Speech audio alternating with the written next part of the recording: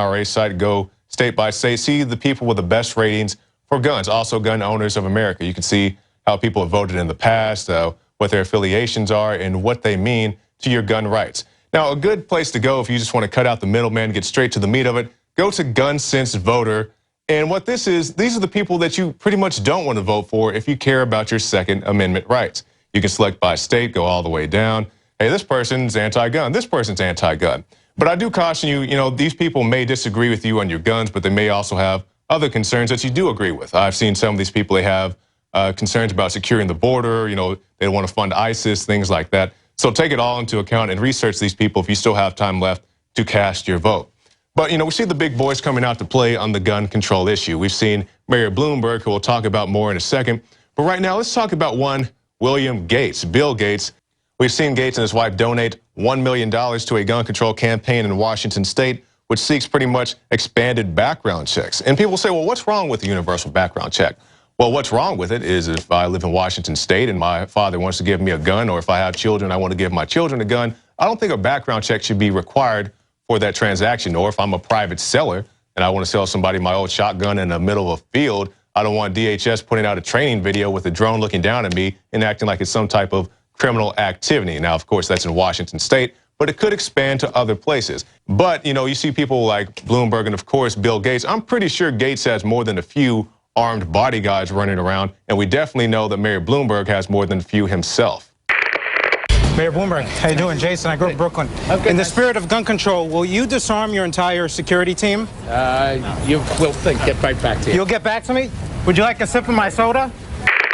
But as hypocritical as some of these guys can be, they haven't got people all the way down in the ranks that they want, because we see these anti-gun proponents, they go to these rallies, to these marches here in the city of Austin, Texas. And I'll be brief. First of all, to the gentleman that's dying for attention, someone needs to inform him that there is no gun ban currently.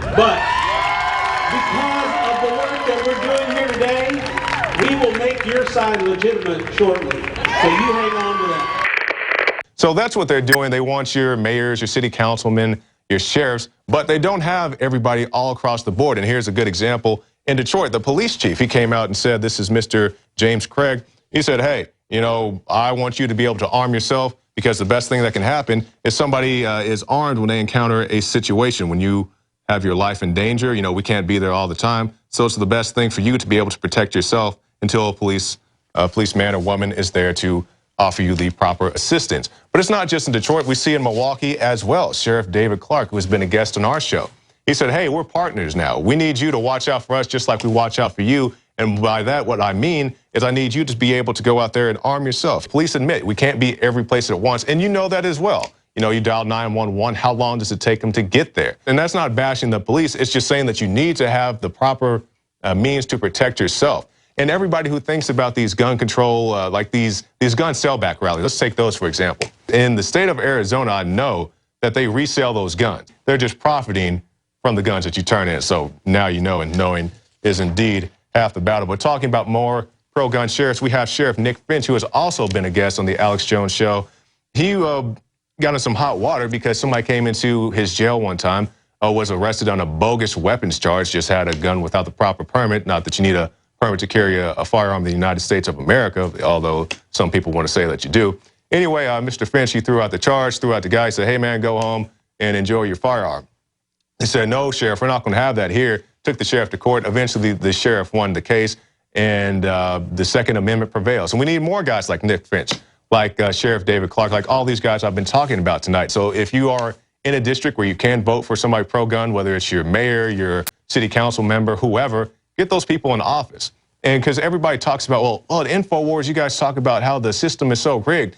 But in your local municipalities, you can get a good sheriff, you can get a good mayor. We've seen our outgoing attorney general saying that we need things like smart guns, a RFID bracelet, or some other type of similar device to where, the kids can't get to it. It's great. So if you're not at home and the kids are there with a firearm, they can't use it. Well, that's a decent rationale if you have very irresponsible children, because, the anti-gunners, they're going to point out, what about the little girl who shot the guy with the Uzi, or, these other very unfortunate situations. And, I'm very concerned about that as well. I shot my first real gun about the time I was around 12 or 13 years old. For the children who can, they're responsible, sound mind and body. we see the situations like I had in that report. When I was back there on the phone with 911, I heard the bathroom light turn on that was leading to the closet. And when I saw the door handle turn, I shot him. I guess it went through the door and went through him and went through the wall. A 15-year-old boy and his 12-year-old sister had been home alone in the Mount Royal Village subdivision. Then about 2:30, a pair of home invaders tried the front and back doors, then broke a back window. The brother grabbed his father's assault rifle and knew what to do with it. Two suspects showed up at Tomball Hospital. One, the adult, had multiple gunshot wounds. Unfortunate things do happen, but you do have good, honorable people who arm themselves just like these sheriffs and these police chiefs are talking about that I'm saying here. And I want to end this segment with this, talking about how many of these anti-gun groups misrepresent themselves. Because much as I talk about these anti-gunners, guys like Mike Martinez here in the city of Austin, I at least respect Mike Martinez because he comes straight out and tells you what he wants to do. He says, hey, I want to ban the guns.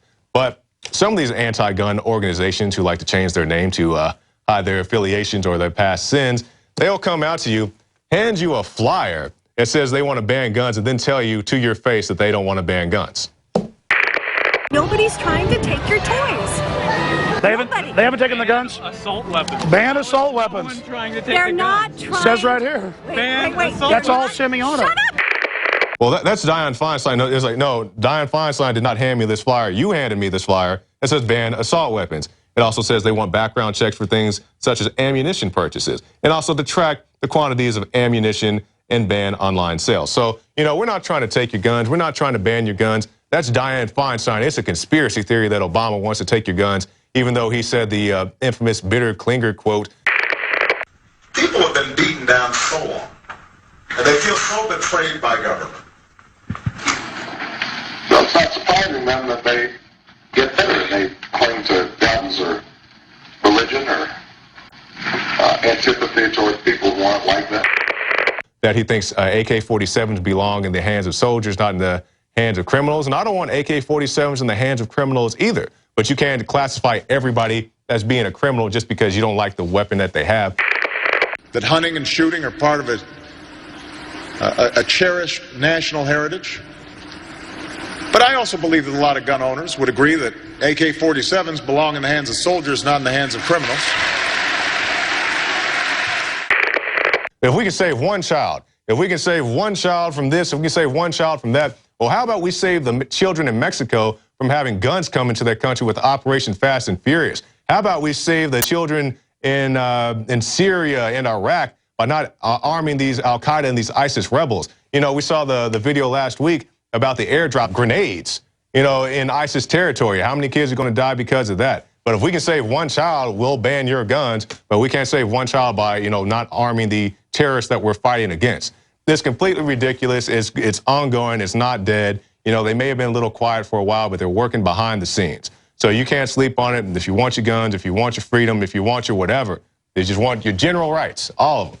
Stay tuned. We have more election coverage. This is the InfoWars Nightly News. And don't let these people lie to your face. We're not trying to ban guns. It says right here on this flyer that you gave me that you want to ban my guns.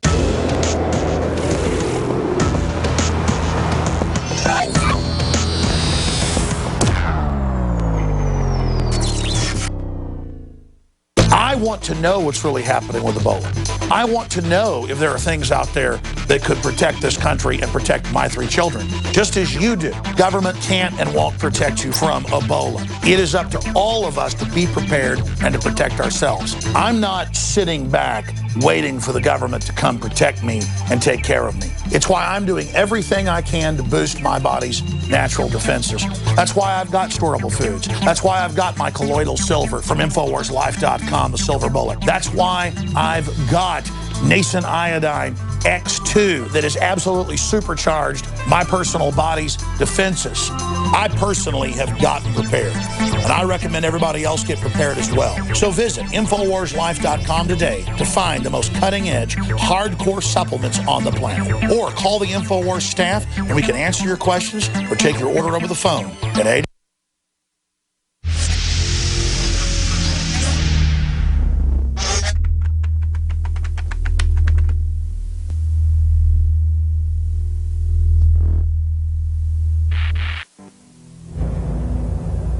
Introducing the first proprietary oxygen-based intestinal cleanser, OxyPowder, backed by real FDA-approved phase 1, 2, and 3 clinical trials.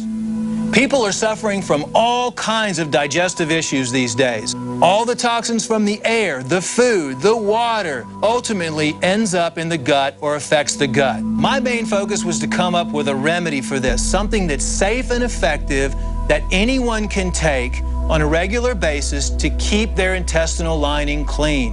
My recommendation is to clean your intestines at least 2 to 3 times a week to prevent the toxic buildup from going into your bloodstream. Take your health into your own hands and start cleansing your body today with OxyPowder. Secure your OxyPowder today at InfoWarsLife.com. That's InfoWarsLife.com.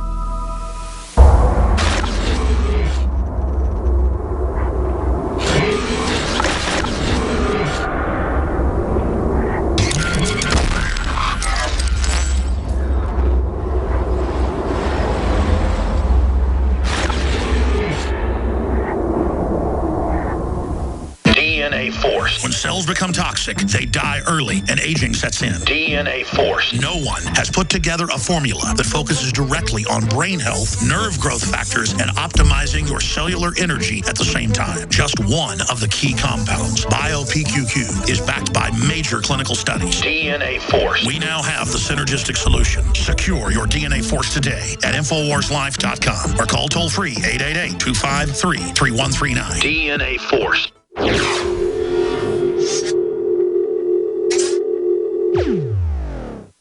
In January of this year, I sent Jakari Jackson and other InfoWars.com reporters to the west coast of the United States to investigate the reports of massive radiation spikes, 10 times in some cases what the background radiation is supposed to be. Professional groups, private organizations, and citizens alike were going out with their field meters and Geiger counters and picking up huge spikes in San Francisco, Los Angeles, but as far north as Seattle. Jakari and our reporters not only confirmed increased radiation, they found it all over the western coastline. Why is this not a national news story? Why is this not an international news story that these power plants are registering lower radiation than what is being found in Half Moon Bay? We had witnessed a coordinated cover-up by Tokyo Electric and the Japanese government of the cancers and deaths and thyroid ailments plaguing Japan in the first 3 years after the disaster. So the question was, is there a cover-up going on in the United States and North America as a whole? Turns out the EPA, within just a few months of the Fukushima disaster, with the trade winds and currents coming right into the United States, had indeed raised the levels of what they claimed was safe for the population. In some cases, more than 1,000 times what they had previously claimed was safe. So we continued to investigate and noticed that just a few months after Fukushima, tuna had been caught off the coast of the United States with higher levels of radiation. Buried in reports that got little or no attention, we began to discover massive deformities in whales and other sea life, seal die-offs, starfish die-offs, massive fish die-offs. And when our reporters went and tested the fish that were being caught off the coast of California, the radiation levels spiked dramatically. It's almost double. There's a reason I sent my reporters to the West Coast. It's to draw attention to the fact that the nuclear industries in the United States and worldwide are out of control. More than 75% of reactors in North America are currently leaking. In the past, every one of these leaks would have been a huge issue. Now, it's as if radiation is good for us. In fact, Ann Coulter and others have come out and said that we should be thankful for the radiation. The Japanese should be thankful because, after all, it's good for them. Radiation in excess of what the government says are the minimum amounts you should be exposed to are actually good for you and reduce cases of cancer. Tell that to all the valiant rescue workers who tried to secure the damaged plant, who've now succumbed from radiation sickness and died. And tell that to the sailors and crew of the USS Ronald Reagan, many of which are dead and dying now from radiation poisoning. And the VA will not give them any care and basically puts them on a death panel list to wait and die. Our sources tell us many were placed on a secret list